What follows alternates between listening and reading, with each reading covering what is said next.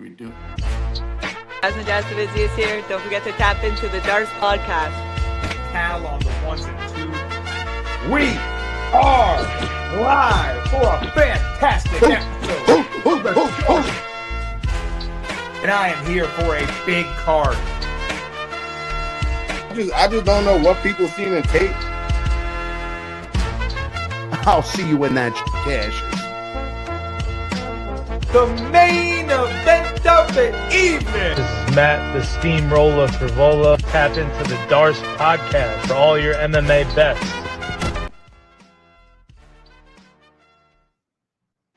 Ladies and gentlemen, get your guard up because we got a stacked card for UFC 319. And I'm throwing hands and breaking down fights and giving out bets with Mr. Plus Money, Slick Montana, Cal on the ones and twos. This is the Darts podcast. And from the United Center in Chicago, we have a huge pay-per-view event in front of us, guys. Jarikas versus Hamzat for the middleweight title, along with a stacked card throughout. We got Michael Venom Page versus Jared Cannonier. We got Aaron Pico debuting against Lerone Murphy. And I couldn't be more excited. Carlos Prates, a fighting nerd. You saw in the intro, Slick with the nerd glasses on. Couple nerds, a sneaky nerd on this card. I can't wait to get into it, guys. First, I got to start with you, Mr. Plus. I mean, before we talk about last week real quick, I want to think about this week. What's your favorite fight on this card? Obviously, aside from the main event, is there one you got circled? Well, one of my favorite fighters is fighting this week, and you're going to see that I got him in the play, and I got him on a lot of plays, and I've been cashing on this guy for a minute now, and I really believe in him because he used to fight at heavyweight when he used to be 300 pounds, and I'm talking about the Butcher, Brian Battle, and he's got a good test in front of him against Nursultan Ruziboev. We know he's not a joke with 50 fights or whatever he's got, but bro, the Butcher is special, and he should have a 5-fight win streak or 6-fight win streak, whatever it is. The only no contest or whatever. Remember when Angelusa quit? Remember that? That was an easy bag that they took from us. We're getting it again this week. Give me the Butcher. Brian Battle. So we already a little foreshadowing there, but you're looking forward to the Battle fight. He said he used to be 300 pounds. He's a big dude. Slick came back last week, guys. Welcome back. Slick Montana, of course, in the mix. He cashed his Slick report of the week. You love to see it. And, man, I got to ask you the same question. 319, there's so many matchups that fascinate me. What's one that you're looking forward to? Man, outside the main event, I'm really, really excited to watch Aaron Pico's debut. I just think this guy was electric in Bellator. Lerone Murphy already cemented himself as a top contender, beating Josh Emmett last fight. So this one's going to be a banger, man. I can't wait to watch that one. Yeah, that's a really, really big fight in terms of proving PFL Bellator guys. Like, is Pico finally going to be one of the guys? Or is Murphy not warranted to be a dog here? Murphy's a damn good fighter. But last week was a fun card. Onward we march into this week. And let's cash some bets, guys. Let's start talking about a few fights. You know how we do that. We jump all aboard the Mr. Plus Parlay bus. And I'll see you when that shit catches. Mr. Plus, Parlay bus, bet it all in trust. Jabs and hooks, it's all about the rush. Put it down on the underdog, never hush. Odds stack high, feel the thrill, that's a must. And I'll see you when that shit cashes. Celebrate the wins with... All right, boys, we're cashing in on a nice one this week, and it's gonna smack. I love this play. Leg number one, it just so happens to be the third fight of the night. The third fight of the night, we get the first or second most electric fighter on this entire card. If it's not Hamzat, it's my boy, the Butcher, Brian Battle. Cut up the pastrami, cut up the ham, cut up the turkey. Give me the meat. My boy, Brian Battle, by motherfucking masterclass on the feet, elbows. He's everywhere. And guess who's going to stand up with him all day, every day? Ruziboev. Now, of course, he's got a 4-inch height advantage. However, he's got a 2-inch reach disadvantage. My boy Brian Battle's got some long fucking arms. Again, he used to be 300 pounds, fight at heavyweight. He's got the power in the hands. Bro, give me Battle by destruction. And I do think he finishes this fight. Leg number two, we're moving right up the card to another one that I absolutely love. Give me my gangster white boy, Chase Hooper, rocking a do-rag in every meme that you've ever seen on the UFC. Bro, Chase Hooper's just getting bigger and stronger and coming into his prime. And a guy like Alexander Hernandez ain't going to slow him down. Hernandez loves to get what? Punched in the face. Hooper's going to hit him, piece him up, and then, of course, take him down, take his back, get that submission. If he doesn't get the crazy ground and pound, because he's getting stronger, his elbows are getting stronger. Chase Hooper really has decent fight IQ, and he's growing, as we've seen in the last few of his fights. So I like that they're giving him this challenge. Alexander Hernandez, definitely the better competition, or some of the best competition he's fought. However, Chase Hooper all day getting this win. He's a minus like 300 for a reason, boys. And for the last leg, to cash us in on the Mr. Plus Parlay bus. He's rode the bus before. He's cashed it with us before. Give me my boy, the fucking nasty striker, Carlos Prates, Fighting Nerds. He's going to redeem himself after that weird loss against Ian Machado, Gary, which isn't a terrible loss, but the nightmare is coming to kill. Bro's going to smoke a cig before and after he beats the fuck out of you. And Jeff Neal ain't nobody. He's not nobody, but this dude ain't active enough for me to think that he's something anymore. And he took those 2 losses in a row. I think it was to Machado and Shavkat. Bounced back with an RDA win, but RDA ain't Carlos Prates, bro. Nasty up fucking kicks, T kicks. He'll keep you off him. He'll keep it rangy. And when he does clip you, you're going to fucking sleep. I don't know that he could finish a brick face like Jeff Neal. However, I do think that he's better everywhere. And I could see him getting that finish, just being so rangy, maybe a knee up the middle, something unexpected. At the end of the day, I was going to say pero, like for butt, because I was just in Costa Rica. Pero Carlos Prates y muy bien, and he's going to win. I'll see you guys when that shit cashes. Carlos Pratos is muy bien. Es muy bien. Es muy bien. I love it. Yeah, I saw you on vacation out there doing your thing in Costa Rica. It looked beautiful, man. Watching Contender Series 2, I see you, God, in the comments. Shout out my boy God in the live chat along with Cal. He's the Darce podcast chatting away there, too. They're watching Jimmy Drago and Ty Miller right now. Shout out to all you guys who are watching the Darce along with us and here in Mr. Plus's Parlay Bus. While you watch the Tuesday night fight, Slick, we got to talk about some of his legs. The first leg he talked about was Brian the Butcher battle. Bring the pastrami. I love that. This is a tough matchup, man. Ruzi Boev. I know Plus is really high on battle. He's a tough son of a gun, man. He will welcome a nasty, dirty fight. He's pretty not good in the clinch with the dirty boxing, the elbows, the knees. He'll wear on you. But he's up at middleweight for this fight. Obviously, he's really struggled. Plus, it's at used to be 300 pounds. He hasn't been able to make welterweight. My question mark, Slick, is does he belong at middleweight for that reason? Like, he's still the smaller guy here. Can he bully guys? Can he use his physicality against a guy like Ruzi Boev? I mean, honestly, I think he can because we've really seen Brian Battle bring a whole new game plan into his last fight against Randy Brown. He was more of the clinch type of guy. Wasn't really the brawler that we know Brian Battle for.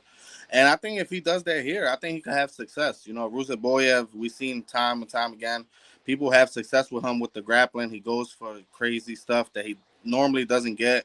Guy like Dustin Stolfus was having good success against him, and Ruzi Boev came with like a whole wrestling game plan that fight. I think Brian Battle, if he keeps this on the feet, reads that only right hand that Ruzi Boev has, I think he get a good decision win. I don't think either guy finishes. I think both guys are pretty durable, you know, so I think this is going to be probably like a 29-28. Probably Brian Battle loses around because he gets caught, but I don't think he gets put away. So I like Brian Battle here by decision. This is an interesting one. I do think it goes long, too. I think it ends up being a kind of like gritty, weird fight. You know, Ruzi Boev likes to be bouncy and smooth and slick on the outside, like you mentioned, that long right hand. But if Battle uses that pressure and kind of sticks on and makes it ugly, then he won't be able to bounce and stay smooth and slick. So it could end up being close for that reason, and then Battle could dictate the terms there. I just wonder, does he belong at middleweight? I'm not sure. But I think you got it, Plus. Maybe I'll lean. I just don't know if he deserves to be a dog, but I think Battle, and obviously you love Battle. Do you think that he wins a decision? You said you think he could put him away.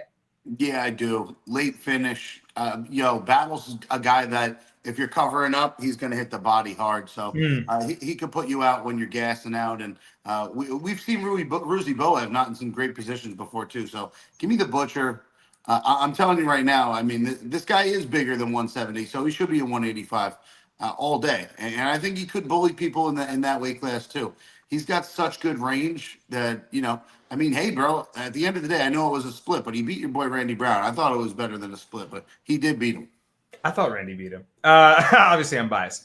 And next leg, Alexander Hernandez. No, it's his opponent. Chase Hooper is fighting Alexander Hernandez. He likes Chase Hooper. I do agree with Mr. Plus. Like, he's growing in the octagon. He's showing maturity. His striking's getting better. He talked about his fight IQ is getting better. Minus 340 against Hernandez, maybe a little wide, because Hernandez is a pretty physical grappler himself. He's powerful and dangerous with his punches in the first round, I think, especially. But I agree. I think Hooper gets a body triangle somewhere in here and starts beating them up or threatening subs. What do you think about this fight, Slick? Yeah, I think the same thing. I think Chase Hooper has just shown time and time again that he has the cardio edge against a lot of people, People think it looks like he's tired, but he's the one that initiates scrambles, and then he's going to win those scrambles, Like a guy like Fluffy Hernandez last week, At least they try to get those scrambles, but Fluffy was just better in the next step, so I think this is a good spot for Chase Hooper. Oh, of course, we're going to worry about Chase Hooper on the feet because he's still a punching bag. But honestly, a lot of good shots ever since he's been moving to lightweight. I think he's been eating shots way better than him having to suck down to featherweight. So I think this is a good spot for him to really get I would say up and down Hernandez. It's not, he got a little cheeky win his last fight. Went basically to wrestling school that fight. I don't think he gets the wrestling going here. And if he does, Chase Hooper is just going to initiate some type of scramble, and he's probably going to end up, like you said, in a body triangle. And I think Chase Hooper honestly gets the sub on him. Yeah, you know what? Now I'm seeing it in my mind's eye. I like it. Plus, do you like a sub? Because I feel like Hernandez at some point will want to grapple. Hooper will reverse him even if he's successful, and then he'll be in trouble. You like sub? Yeah, Firehouse, Jersey Mike's, Blippy. Give me a sub. Plus got the puns today. Yeah, I love it. The pastrami battle, and now we got a blimpy sub for Chase Hooper. We're going with the sandwich parlay bus. Finally, I don't know what sandwich Carlos Prates is, but maybe like a Portuguese sweet bun or something. I don't know. Pause. This is a weird one only because, Slick, it's a southpaw matchup. Obviously, we saw Prates learn a little bit of a lesson against Ian Gary in his last fight. He got out grappled, but he hurt him late. He rallied late. He showed he's got some metal in him, right? He didn't give up. He just didn't quite have the power in his shots left to do anything with Gary in trouble there. He couldn't quite finish him, but I like to see that. It was encouraging. It showed me he has determination. He's not a cigarette smoker that gives up and has no cardio. I think that'll teach him a lesson. I actually don't think you're going to see the cigarettes anymore, and I think he's going to take his fight career a lot more seriously. Slick Plus said it. Neil's a tough bastard, man. He's got a chin on him. But do you think Prates can find that slick left hand, that knee up the middle, something to hurt Jeff Neal here maybe? Or do you think Neal competes? Yeah, and just to go back on that Prates cigarette stuff, we're not seeing him stopping cigarettes. He was just on Helwani's show, and he said that he smokes cigarettes so he doesn't eat as much. Oh, my God. His weight cut could be better. Wow. That's like an Adderall diet. Makes sense. He should do coke, but they probably test for that. So, you know. Aside from that, though, I think Prates and both these guys basically have that same type of style. They like to use their right hand to set up the jab, point with their jab, and then they come with that left hand down the middle. So both these guys have the same punching style. I just like Prates way more arsenal. I think Jeff Neal does have good high kicks, but I think he uses them in moments. He's not really active with them. And I think Prates if this gets into that clinch, I think Prates Muay Thai and everything else is going to come into play. So I think Prates definitely gets a win here. Bounce back. He doesn't really have to worry about the grappling. Jeff Neal really not the grappler type, wrestler type. So he doesn't really have to worry about that. We've seen Ian Gary basically try to Khabib him his last fight. So, he doesn't have to worry about that here. I think this is a good spot for Prates to, I wouldn't say he gets a knockout, but I wouldn't put it out the realm that if Jeff Neal is in that second and third round, then I think he could definitely get a knockout. So we've seen him put out tough guys like Li Jingliang that never got knocked out before. So, excuse me. So I think this is a good spot for a bounce back for Prates. Yeah, let's get back on the Fighting Nerds hype train here. Prates, you think decision 2, Mr. Plus? I just think Jeff Neal's hard to beat, inside the distance, but if anyone could do it, maybe it's Carlos Prates, big knee up the middle. Maybe Jeff Neal coming in for a takedown or something. I know he's going to throw hands, but I think Prates is too powerful, man. I know he's got that skinny frame too. You don't see the power coming, but it's there. The dude's definitely got fucking hooks for days. I feel like he showed me intangibles in his last fight too that make me feel like, if things go poorly, that he doesn't go down. He's not down on himself when he faces adversity. So I like to see that too from Sure. a guy that has a tremendous amount of talent. All right, man. So there's your Mr. Plus parlay bust. Brian the Butcher battle, Chase Hooper, and Carlos the Nightmare Prates. I got plus 193 about on it right now. It's pretty good. Pretty sweet if you're riding that with Mr. Plus. All right, man. Good stuff there from him. And we got to move on to some more fights on this card. We got to cover what Slick's like in. So everyone, salutes to the Slick Report. Got the lines in my sights like a hawk in the night. Underdogs rise up ready to put up a fight. The Slick Report's in, Philly hustles alive. Breaking down the game, it's how we thrive. Laces tied tight, stepping onto the mat. Hard of a line and there ain't no going back. So for the Slick Report this week, we're going with a trusty veteran. Has been getting some bad matchups his last couple fights, but now he's moving back up to lightweight, where I thought he rightfully belonged. He was just, everybody thought that he looked good in his last weight cut because he just has that frame. We're going with Edson Barbosa money line. You get him minus 142 right now on DraftKings. I think this is just a good bounce back spot for him against a guy like Drakkar Klose, who I believe is just susceptible to damage. And Barbosa is just going to bring in the damage. I don't think Drakkar Klose is going to be able to pull out a 15-minute wrestling game plan against Barbosa. So that's just going to give Barbosa too many opportunities to land anything. Drakkar Klose, we've seen him time and time again. Whenever somebody has the power edge over him, he does the chicken dance. Seen it against Alvarez. We've seen it against Beneil Dariush back in the day. And he's just been, I would say, underwhelming. He's been going to close fights with guys like Rafa Garcia, who's not on his level for real. And I just think whenever somebody's more experienced and more up level than him, I think people get the win over him. So I think this is a good spot for Barbosa. Leg kicks too. If he brings out the calf kicks early on, I think this is a great spot for him. Like I said, Drakkar Klose not going to come out with a 15-minute wrestling game plan. He's going to stand with Barbosa. Now Barbosa's chin is going to be way better, moving up to lightweight. So I think this is a good spot for Barbosa. Even though he's the older man here, Drakkar Klose is no spring chicken. He's been in there time and time again. We don't even know what Drakkar Klose is going to go through in this fight. Like a couple years ago, this is a guy that pulled out because Jeremy Stevens pushed him in face-offs.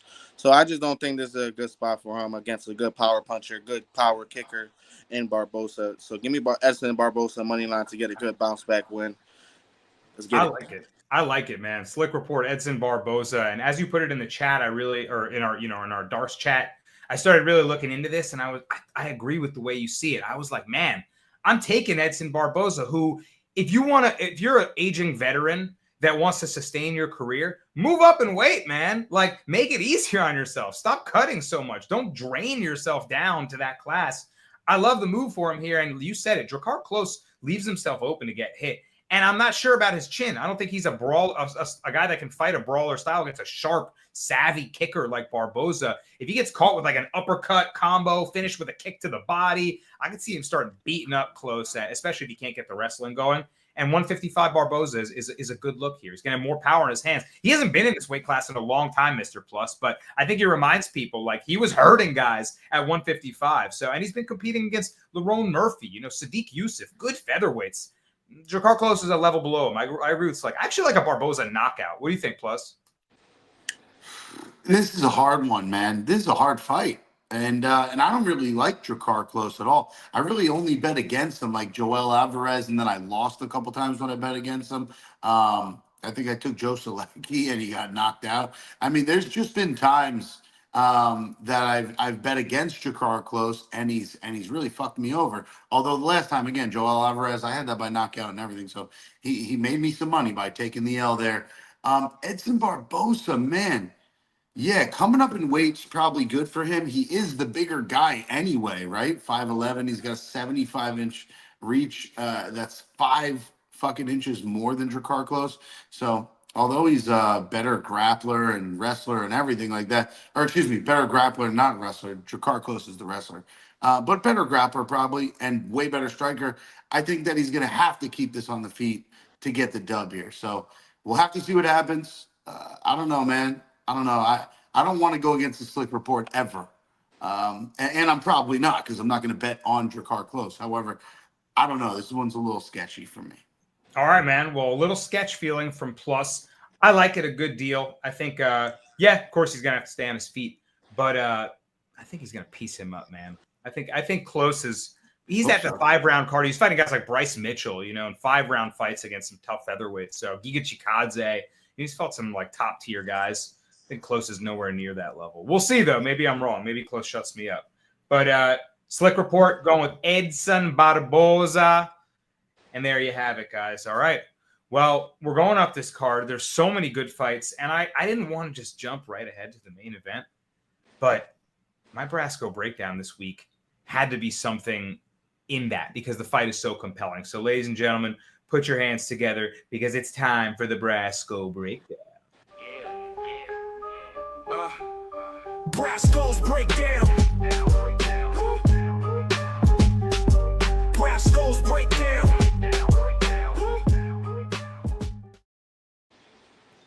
All right, guys. The middleweight title is on the line. It's Dricus du Plessis versus Khamzat Chimaev. And I was coming into this podcast this week thinking I'm going to pick a winner, and that's my pick this week. I'm giving out a winner in one of the most fascinating matchups that we've had so far this year in the sport. But then I saw a prop, and that's the play for me because I think that's the safer way to attack it. I'm going with the over 2.5 rounds in Dricus versus Khamzat at plus 100. You give me plus money for the over all day long. Now, really, here's how the fight could play out in my mind's eye.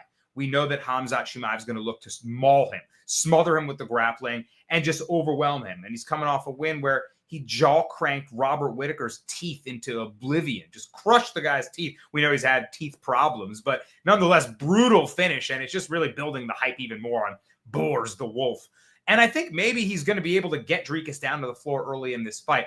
However, Dricus du Plessis, the greatest caveman of all time, will not easily be mauled and smothered. You're not just going to ragdoll this guy. In fact, we saw him compete in an open jiu-jitsu competition kind of workout, and he ragdolled the entire Gracie Barra team. Now, Khamzat will probably do the same thing, but I just want you to know that Dricus can grapple his ass off. We see how physical he is, even against the guys that might beat him with technique in the striking and the grappling. His physicality wins out. He ends up just making you feel him and hurting you more than you can hurt him. So Khamzat's going to be able maybe early on to have grappling success, but we've seen Chimaev fade later on. He went the distance in a nasty fight with Gilbert Burns. He went the distance and almost lost to Kamaru Usman where he faded late. This is his first 5-rounder. If I'm Dricus du Plessis, I'm thinking I got to push him late. I got to get this into the championship rounds and test that gas tank and see if I can make him feel the physicality. Start using that awkward timing, that herky-jerky movement that Dricus is so difficult to pin down on, and then really take over. You saw what he did to Izzy, right? Later on that fight, when he finally timed that takedown, he makes his adjustments. Such a cerebral fighter. People say his fighting style makes no sense. It makes perfect sense now. He's the reigning defending champion. And even if he's getting hurt or it's going poorly for him, he's downloading information and making adjustments. And he did that against Izzy, finally got him to the ground, started clubbing him against the fence. He broke Izzy. He can break people. He's broken champions. And I'm not sure Khamzat's there quite yet. Also, Khamzat, he hasn't fought in the U.S. soil in 4 years. I mean, there's a lot of questions about this guy who almost died from COVID. He's had a lot of sickness. When he comes and he shows out, he looks like one of the best talents we've ever seen. But I wonder how he looks late in this fight, and I really do think it goes there. And we answer those questions. So give me the over 2.5 rounds with DDP looking to take it there and possibly Khamzat succeeding early on. I think either game script, how you play it out, works for the over 2.5 because I just don't see either of these guys putting each other away in the first half of this fight. All day over 2.5. Slick, what do you think about this and how I'm seeing the fight? Yeah, man, I would say I'm right there with you. The only difference between me and you is that I would say we have seen a way different Khamzat in his last fight against Whittaker. We've seen this guy talk about how him having a baby, not wanting his baby to watch him, be known for one of those types of guys that was just relentless, not cared or anything like that. And we seen it in his approach to the Whitaker fight. We seen it with his little glasses, looking a little sharp out there. So I would say all that stuff like around the Usmans and stuff. I just think we're taking this stuff real serious, not talking about not even going outside to avoid getting sick and stuff like that. So I just think we're seeing a way different level-minded Hamza in this fight. And the one concern about it, honestly, is just Drick. I mean, Drick's takedown defense in the first round, time and time again. People have taken him down. Whitaker took him down in the first minute in their first round, and of course he got up and stuff like that. But I'm just not trusting him to get into those situations where if I'd rather take, in a sense that if I trust DDP late, I'd rather take him on the money line because it's way more in the sense that I just know he's been in those 5 rounds. He's been in those predicaments. And Hamza is just going to bring that. I just don't think that he's just going to come in there and just straight up wrestle. He's taking his cardio session seriously, going to TJ Dillashaw and his camp, getting that cardio ready. So I'm just not sure that if Drick is expecting him to come out early and often, if we see a nice little level-headed Hamza Chimaev and him to really let go of those hands, we could see Drick is getting into a lot of trouble in that first and second round with the hands. So I would say I lean the over 2.5. But for me, if I lean the over 2.5, I'd rather just bet on DDP because I trust him to win those probably last 2.5, last 3 rounds. So, yeah, I like the Brasco breakdown, but I'll just be a little worrisome if we don't see a height Chimaev out there because Chimaev just not going to shoot takedowns outside the first round if he gets tired. So, Yeah. I like it, but I like DDP money line more. Yeah, and look, I saw God in the comments say you might as well over 2.5, might as well take DDP money line. He agrees with you, and we'll get to that when I get to my dog of the week. A little foreshadowing, I think, already. But like Hamza, I'm just not. Yeah, I think his striking's being a little underrated too. So I'm glad that you pointed that out because he's got nasty uppercuts. He's got really good hands. Oh, wow. Ty Miller got the win just now. That was a dog fight, actually. That was the best fight of the night so far in Contender Series. But I do think that Dreek is a guy that's on an 11-fight win streak and just can't really seemingly get hurt, Mr. Plus, or enough to get broken, is not worth – you're going to tell me that he can't take this deep and that Hamzat's just going to overwhelm him? Do you see it like that? What did I say, Cal? Ty fucking Miller. I just sneezed 7 times in a row, just so you guys know. And I'm gonna play devil's advocate hard here. I'm sorry. Okay. I think DDP is amazing. However, Khamzat was always destined to be champion. When he came out that one time on the mic, maybe it was after his first fight, and he said, "I'm coming for everybody. I'm gonna kill everybody. It doesn't matter." And that like scripture in UFC history is real. And he's got a 14-0 record, and his legacy's about to be cemented. And I think that he fucks DDP up real bad. I think he fucks him up in the first round, and maybe the second maximum. I mean, like, dude, I think this shit's over fast. I like DDP. All the respect. I made money on his first 4 UFC fights. I didn't bet him on 1 or 2, and I lost on the other 2 betting against him. So I'll say that. He's taken my money before. If he takes it again, so be it. I think Khamzat is an animal. I think he's going to be defending his belt for a couple years. Wow. There you have it. All right. Well, hey, you were against my Brasco breakdown last week. You guys both were, and you warned me. Fluff or Dolidze could not got survive. That sub, didn't he? He could not survive it. So if you guys think that Khamzat is successful early, then I'll be praying on a survival bet again. Didn't work last week. Time to sweat again this week, but I see it how I see it. I love the points, though, from all the sides, and this is going to be an incredible main event. So good stuff there. We're going to talk more about it. Oh, damn, I totally forgot. I mean, we talked about Cal. We talked about the main event of the evening. I didn't even...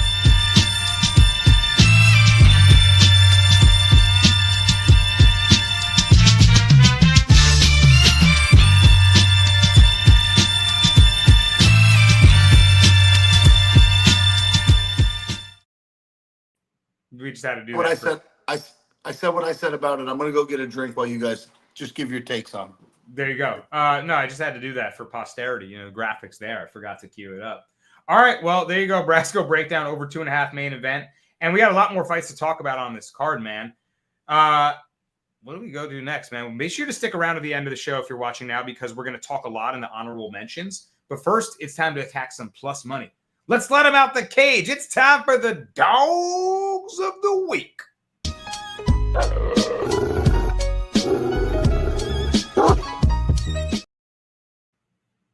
All right, Slick, start it off. Who do you got? Oh man, this is gonna be. I would say this is like, I wouldn't say a nice dog. Who you got? I ain't gonna lie. You don't even want to bet it. Come on, out with it. Who do you got? Oh man, we're going with. He can't even do it. He can't even take this bet seriously. Go ahead, Brasco. Go first. Yeah, that's like being at a restaurant. You're like, all right, what do you guys want to eat? You're like, nah, you go first. I'm not sure. Yo, plus, I literally queued Slick up, and he doesn't even want to give his dog. I don't know if he hates it. Oh, no. Plus, he said, plus, you go first. He's still thinking over his dog. You go first, plus. All right, I got a good dog of the week. And this is an unpopular dog, I'm going to be honest, because there's a lot of people that are believing in this guy, and he's training with Kamza, blah, blah, blah. Shut the front door. Give me Lerone Murphy, who's fought way better competition. You're going to give me plus money on this guy. He was a minus 300 his last fight when he fought Josh Emmett, who's a top 4 guy at the time.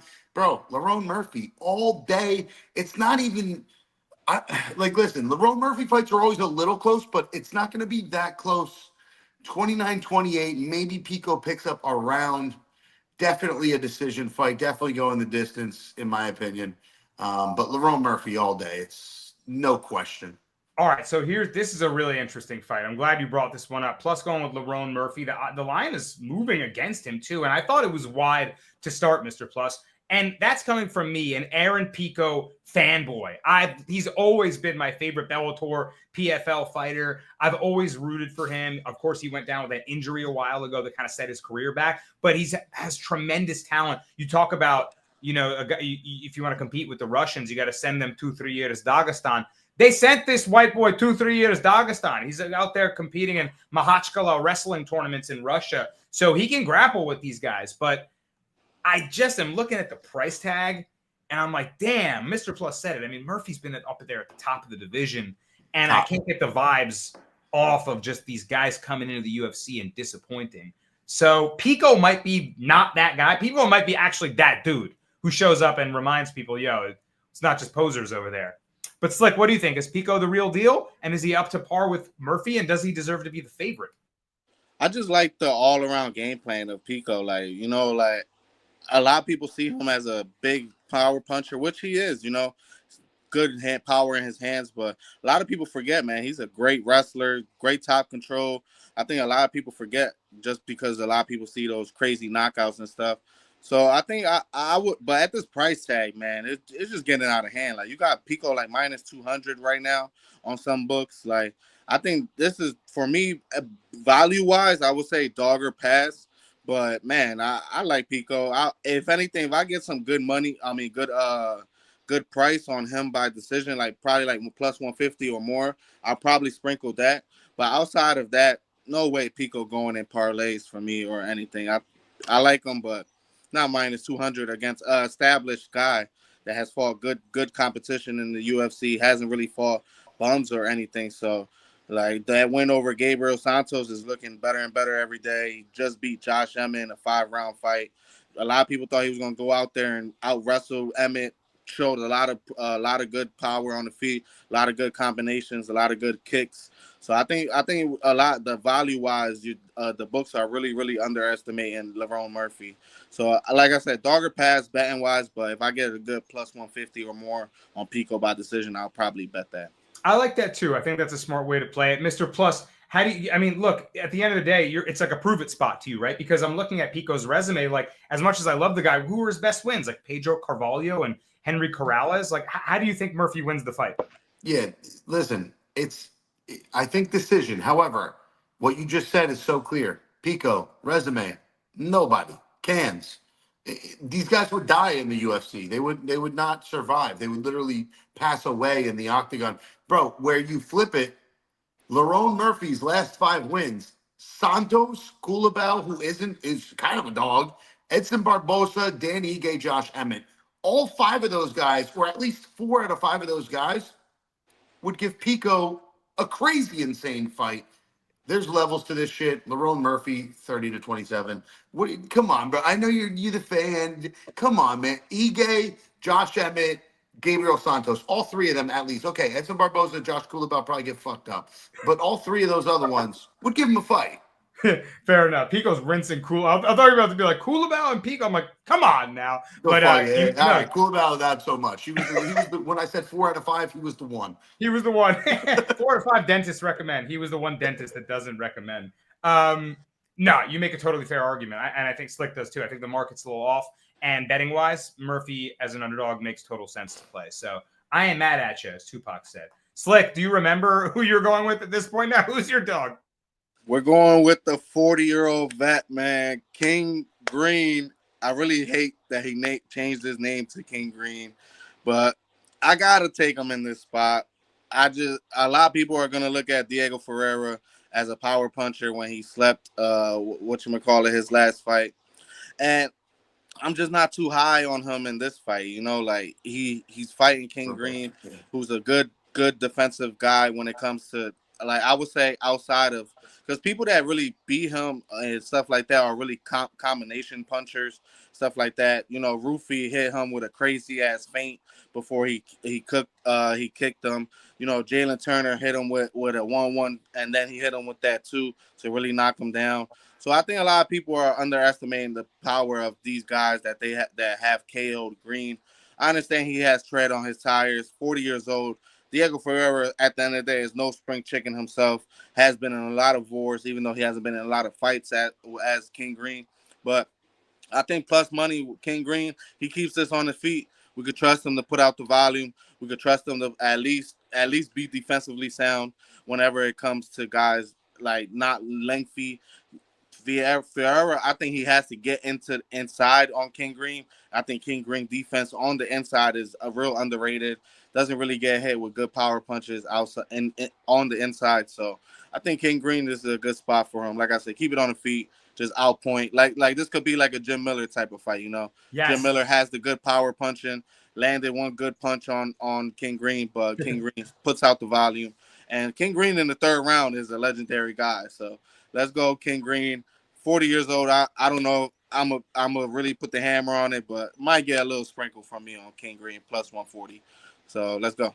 Yo, I can't believe that I like this bet. And actually, I got to shout out my guy, Jewish Better, friend of the channel here, is on the show, who said that he liked him at plus 170 and then started doing tape. He turned around. He's plus 130. And I thought to myself, King Green, 40 years old, coming off a spin wheel kick from Rufy. Like you said, the most beautiful feint I've ever seen. Left hook, right hand, moved him exactly where he wanted to. Spin. It was perfect.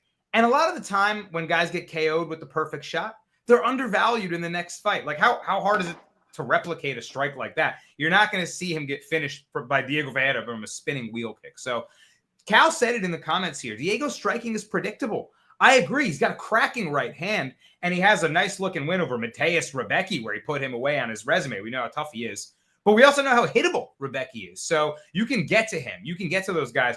Green gets harder to hit, man. I mean, he might be giving him problems and playing that pitter-patter game. And if he can start his momentum and get Ferreira to play his game, Green takes over this fight. I agree. I see it like a Jim Miller situation. And that's a good point, too, because remember, I was ready to fade Green after that Turner knockout, which was so brutal, and the ref let go so long. Was that Mark Smith, maybe?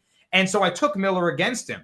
And the chin wasn't gone. You say he got dropped early, came back, he poured it on Miller. So, yeah, give me King Green to show there's still something left there. And this is a little sketchy because Mr. Plus, it's a guy named King that's 40 years old. But I don't know. I like it. I think he's got the edge. What do you think about Ferreira versus Green?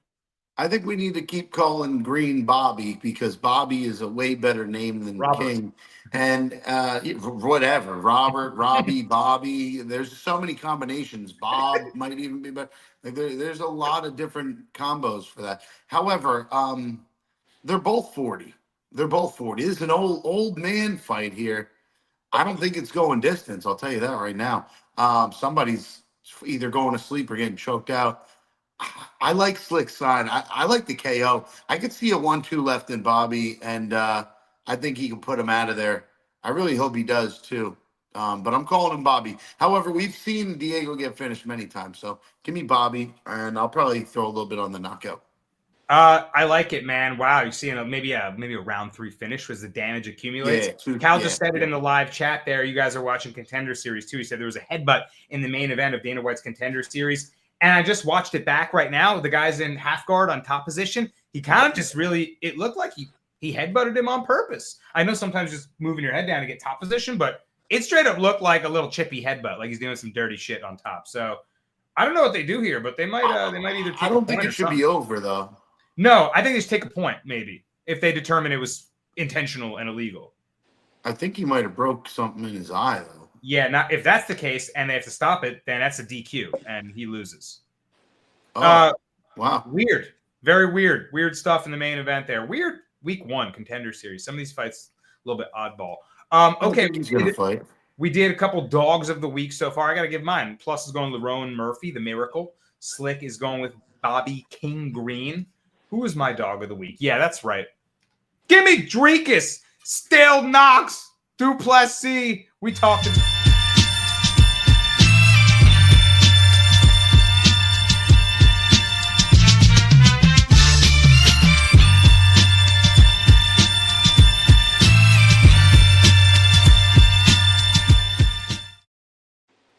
Woo! Fire me up.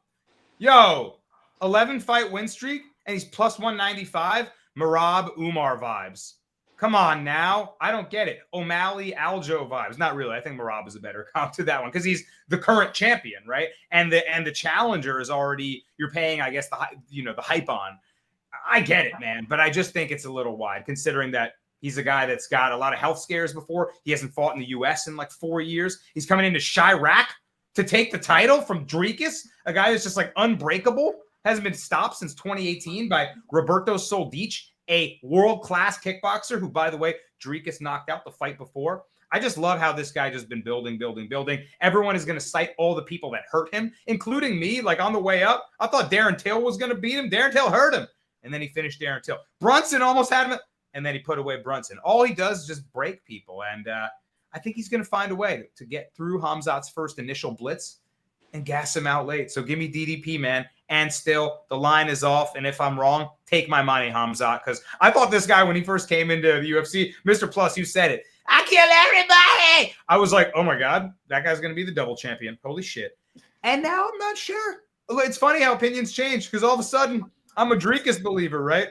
So here we are. I also like Jared the Killer Gorilla Cannonier. We talked about the main event a lot. I think all of our opinions are well known on that one. I would love to talk about that fight too. Michael Venom Page and Jared Cannonier. I'll start with you, Mr. Plus, and go around back the horn.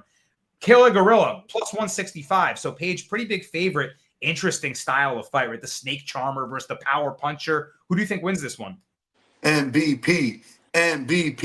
I think he's sneaky enough to like just do whatever he needs to do to get the victory. I just want to say that would have been the worst beat of all time. I have the fight to start round number 2. So if that eye thing would have been a disqualification, that would have been absolutely miserable. Although it looks like this guy might finish him now with 40 seconds left. But if this goes to round 2, we cash on the Contender Series instead of taking unfortunate an L because I was losing. He got head kicked. Oh, he's okay. Wow, but he ate it. It's crazy. But he ate it. You know, this is the craziest round 1 I've ever seen. Like every round 1's crazy, especially when you have the fight to start round 2. However, this was one of the crazier ones. This was fucking insane, bro. He could have got the disqualification with 2 minutes and 30 seconds. That would have been a horrible beat. 10 seconds left. I think we got this. You got it. What do you think about Cannonier? Cannonier takes an L here. Michael Venom Page. is top, man. You want to talk about a guy from Bellator that's actually nasty? And give me MVP, bro. He beat Shara Bullet. The Ian Machado Gary loss was very, to me, I don't know. Okay, it was warranted, but I'm so biased on that. I had money on him. I really feel like we did enough almost, but I don't know. On the flip side, Jared Cannonier is only losing the top guys. Nasruddin Imovov's the number one contender right now. Caio Baralho is like what, 5 or 6. So Killer Gorilla is definitely live, but I like MVP. He's just too fast. You're not going to be able to maul him or get him up against the cage. He's just going to point, hit you in the face, hit you in the body, and move the whole fight. It's going to be tough. He's the bull versus matador, Slick. He's the snake charmer. He's so swift with the in and out movement, so elusive. He's so agile. But I do think that Cannonier can get to him, man. The problem, I think, is that Cannonier's been fighting at a lot of 5-rounders, but plus 7, he's fighting the killers of the middleweight division. He was beating Imavov until Imavov hurt him, and it was kind of an early stoppage. But judges had him up 2-1 when we were in the 4th round there, or headed to the 4th, I believe. Kyle Borralho is a dogfight, but he's proven that he's tough as nails. He took every best punch from RoboCop and then put RoboCop away. The thing is, like, those are 5-rounders. In a 3-rounder against MVP, he's got to get going. So if he can sprint early and track him down, I think he can hurt him in exchange. If you're betting MVP, you're betting him to stay safe for 15 minutes and stick and move. Do you think he could do that, or do you think Cannonier can get to him? I think he could do that, man. I just think that MVP just doesn't put himself in those predicaments. But like, if you try to clinch him, he's gonna separate the clinch. And for me, if you're not really that wrestler type of grappler type of guy, I just don't think you beat a guy like MVP, because he's just gonna land the heavier punches, and he's just gonna make your punches don't look like they hurt at all. Like, we gotta remember, like, this guy only knockout loss for real was against Diego Lima, catching him whenever he was coming up from the ground. Like, that was an opportunistic knockout, and a lot of guys just don't get that against MVP. He reads hands good, and Jared Cannonier just has. I watched a lot of tape on Jared Cannonier. He just has this weird thing whenever he fights guys that are faster than him. It's like he wants to let his hands go, but other guys are being more faster than him to the punch. And we see that's the perfect game plan for a guy like MVP. He's gonna land the big overhand right against a guy like Jared Cannonier, who's not really defensively sound. And I think he's just gonna land the bigger punches. Jared Cannonier is probably gonna be one of those guys that's getting mad because MVP is not staying still and stuff like that. I could see the same type of situation like when Izzy fought Jared Cannonier, just being a stick and move, and Jared Cannonier not being able to land those big punches. So I could see a little scare in the 3rd round, because that's when Jared Cannonier is probably going to be the most desperate. But I just think MVP, we see time and time again in those 3rd rounds, plays it even more safer.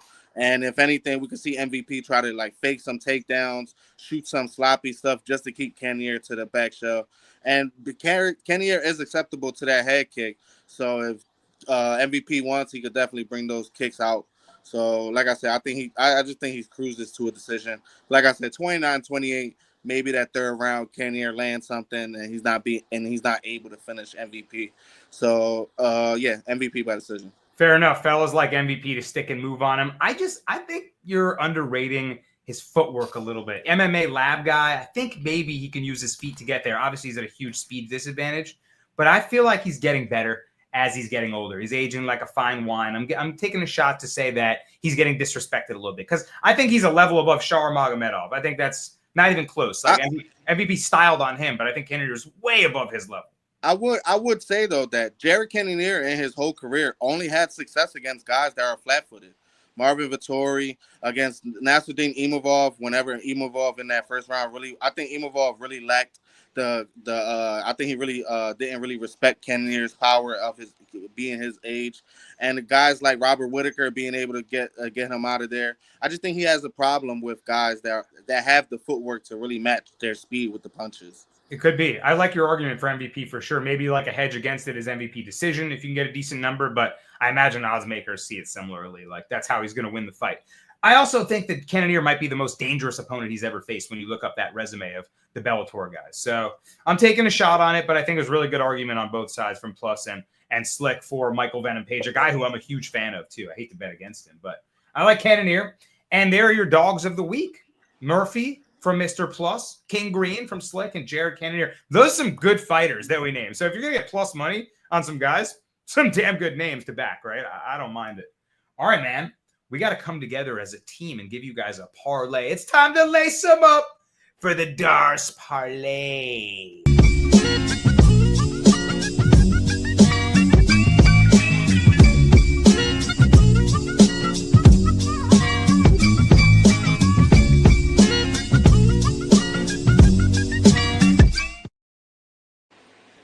All right, Plus, you got the first leg on the Dars Parlay. What do we got? Did we cash last week? Am I bugging? No, I should have told that at the beginning of the show. We hit the Dars Parlay.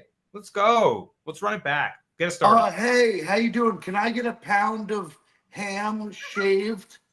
I'll take the butcher for my leg of the Dars. And he's giving me a pound of shaved ham right now as we Shaved speak. ham. Sweet honey ham. Shaved. No. Shaved. Yeah. That's it. Totally. Is there anything else that needs to be said? He's going to beat the fuck out of Ruzi Boev. We've seen it happen before with Joaquin Buckley. It's about to happen again with the Butcher. Bad. This time it's going to be by KO. Yeah, I mean, yeah, right. Buckley just wrestled him. I think it's going to look a lot different, but Plus couldn't be higher on Brian Battle. So we're riding with him on the Dars as a squad. Slick, your next leg up. Who do you got? We're going with the new Fighting Nerds edition. Last fight, man, he has shown that he's back. We got Mikhail Olejacek money line. I really think that he's really going to smoke the fuck out of GM3. Like, I don't think he's going to get out-wrestled. I don't think he's good. Like, GM3's takedowns are some of the sloppiest we ever seen. He's one of those guys that just wait for you to get tired and then he takes over. But the one thing that Mikhail has shown, he doesn't get tired. He's going to keep plodding forward, keep putting that pressure on you. And if you don't have good enough striking to make him respect you, he's going to put you out. I'm going to take Mikhail Olejacek to KO GM3. I like it. I see it already, man. I think that he doesn't end up on the ground in trouble. I think he pieces him up. His hands are dangerous, man. He's a fighting nerd now, like you said. Plus, you think Mikhail Olejacek, the Polish power, gets it done? Yeah, I love that dude. He's so aggressive, so forward. He's throwing hands, hooks, straight jabs. Anything he needs to do to keep touching the chin, he'll do.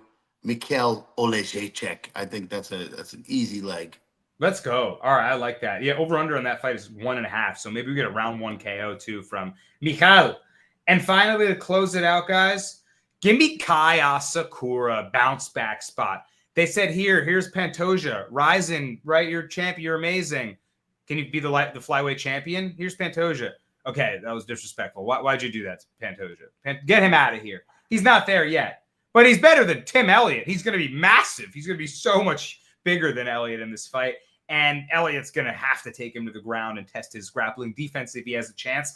I think while he does that, he gets blasted with a knee into oblivion. So give me Kaya Sakura by vicious knee to win the Dars Parlay.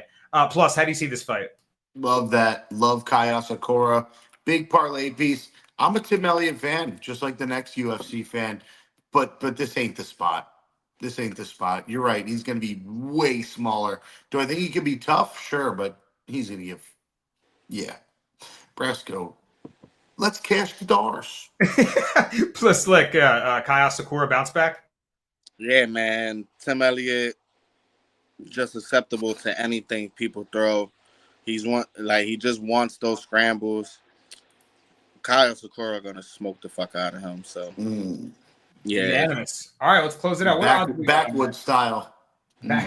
We got Kaya Sakura, we got Olejacek, and we got Brian Battle. This week's Dars Parlay is plus 212. You gotta like it. And there's Cal in the live chat. He says Cal 2-piece to Cal 1-2. GM3 Mikhail, no distance, plus Chimaev. He's going Hamzat too. He's with you guys in the main event, or excuse me, with Plus in the main event. I will still sprinkle GM3 and watch DDP live. Also, he mentioned that earlier when we were talking about the main event. I think that's good advice. If you like DDP and you agree with me that he can survive early, bet him later in the fight. Bet him live in round 3 and 4 when you think he starts to take over the momentum, if that's how you see it. So Not bad at all. Oh, sub for GM3. Yes, of course. Did that Contender Series fight finish? It's still going. Like 2.5 minutes left. It's a wild fight. I've just been peeking down. Plus, have you been watching it? No, but I'm seeing it not go the distance, which is great. Oh, you have no distance? You're waiting for someone to get finished? Yeah, and it's not happening at all. It's crazy. After that first round, these fights so funny looking at. Yeah, it got so gay. I mean, this was the weirdest Contender Series I've ever seen. Strange one. Week 1, hijinks already. So we'll see what happens. But there you go. I want to predict this. The guy in the first fight, Ewert, who was pointing to the center. Ugh. I think Dana White likes him better than the guy who won. I agree. I'm just going to throw that out there.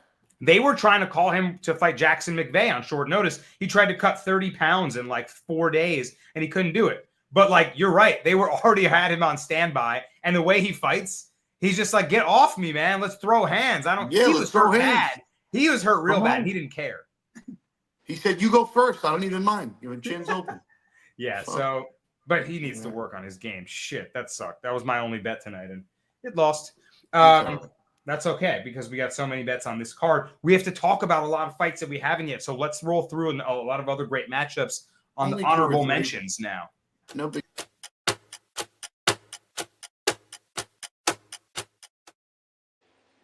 First fight of the night. Actually, I don't think the odds are out yet, but I think the first fight of the night is going to be the Ultimate Fighter finale, Ali B versus Joseph Corrales. I'm not seeing odds, but did you guys watch the Ultimate Fighter? And who do you like in the finale? If you did, no. I didn't watch it.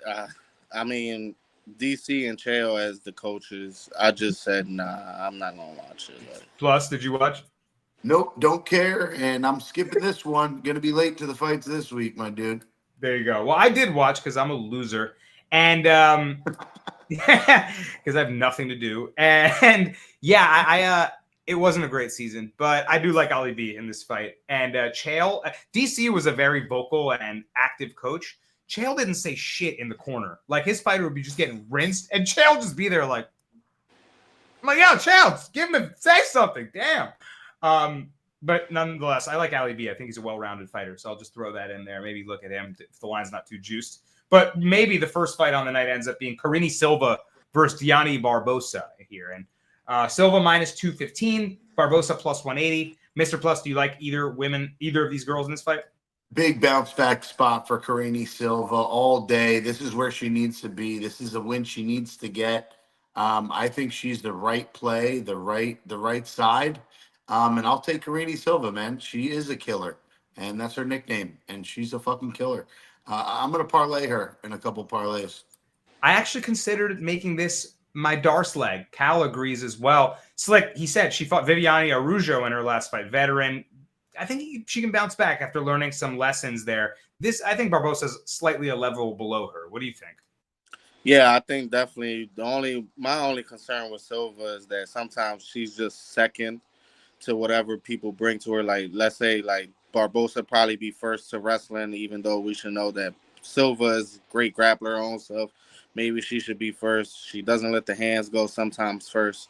So my only concern is that. But I think Silva, I will say honestly, has the cardio edge in this spot, even though a lot of people see her as a gasser. But I think she definitely takes her time in this fight, lands the bigger punches. And if it comes down to the grappling, I think she wins those scrambles. Yeah, wait, is Carini Silva a fighting nerd? She fought. She's fighting in the training in the camp for this fight. But I heard she was only there for like a month. Not even. Oh, okay, interesting. Yeah, because Cal says in the chat, Barbosa is known for mucking up the fighting nerds record. Yeah, man, I think Barbosa's physical and she's got talent. She throws heavy punches. She's got good grappling. But yeah, Silva's a little bit better than her everywhere, I believe. And she's already gaining good experience in the UFC. So she's got 4 submission wins already at the promotion. Got to love that. Got to love her dangerous grappling. I like Silva too. We didn't talk about Jessica Andrade versus Lupita Godinez. Slick, this fight is making me rack my brain. Like, I want to make a pick, but I don't want to make a pick. It's hard for me to trust either of these ladies. Do you have a side in this one? Hard pass for me. I would say I was probably leaning the under in this spot because unders and Jessica Andrade are just printing money nowadays. If anybody has the grappling edge over her, but maybe like if I get a good plus money on the under, maybe. But outside of that, both these girls have fight IQ issues that I don't want to be a part of if I have either side. So I'm gonna take. As a pick, I'll lean Lupe Godinez because of the grappling, but she just never fucking grapples. It's like we seen the great grappling against Elise Reed, then we don't see it against girls like Angela Hill and girls like fucking I forgot her Emily Ducote, right? Who's a straight up boxer. Like I just don't know what's her IQ. And Jessica Andrade, we already know why we fading her. Once a girl makes an OnlyFans, you have to fade her. So that's a new system play. Oh my god, we've had a few system plays in the life of while Slick and Mr. Plus and I have been going at it. We've known each other much longer than this YouTube podcast has been going. And a core principle for a long time has been you tail birth, fighter has a new baby. Oh snap. You ready? He's gonna fight. He's gonna fight better than the others, and you fade death. Tough times. It's not always easy to fight with heavy heart. So another system play now. Begin OnlyFans, fade the OnlyFans. Mr. Plus, how are you feeling about that? All right, this is a bearfish. He's a rare creature, and he's got a fat ass. Now this bearfish. How many whiskeys deep he are gave we? me the pick for this fight. And the pick for this fight is to skip this fucking fight. It's a goddamn horrible fight. It could be a banger, though, low-key. I'll take Lupe, though. Way better fight IQ. Jessica Andrade always seems to get herself in stupid spots. And her prime is way past her. So, pass the torch. Lupe, easy dub. She's a favorite at like minus 150 or 160. Yeah. I think she should be a minus 300. That's just me. Jessica Andrade's lost it. She's never going to be the same again. God said, "Hey, yo," he said he's a subscriber to the OnlyFans. Shout out my guy Yuva Shankar. Appreciate you, Doc. Appreciate you supporting our fighters, man. Trippy Troppy, is that the doll you have? Is that a thing? Trippy. Oh man, I don't know. I gotta pee. I gotta go. We did it, right? No, not yet, brother. We got a couple more, I think. No, I think we did it. No, we did it. You're excused, my brother. We did the damn thing. Let's go. There's no other fights. Yeah, that's it. We talked about every fight. The guy's gotta relieve himself from all the whiskey. He's feeling it, baby, and so am I, because we covered the UFC 319 card, man. Yo, Mr. Plus, thank you. Thank you, Slick, for all the breakdowns. Thank you, Cal, for being on the ones and twos. And thank you, everyone in the live chat who hit the like button, who hit the subscribe button, who follows us every single week on the Darce podcast, and hopefully cashes some bets with us. Thanks for rocking with your boys, guys. Good luck on 319. Peace. We know the caliber of fight analyst that Slick is and the pedigree he brings to the table. But after a long layoff, how is Montana going to look with that time off? I got my money on Slick by whatever way he wants. Philadelphia, Pennsylvania, standing 5'10", weighing in at 185 pounds of pure resolve. He's the storm they couldn't stop, the legend they couldn't lay to rest. He is the Illy from Philly, the slick one, Slick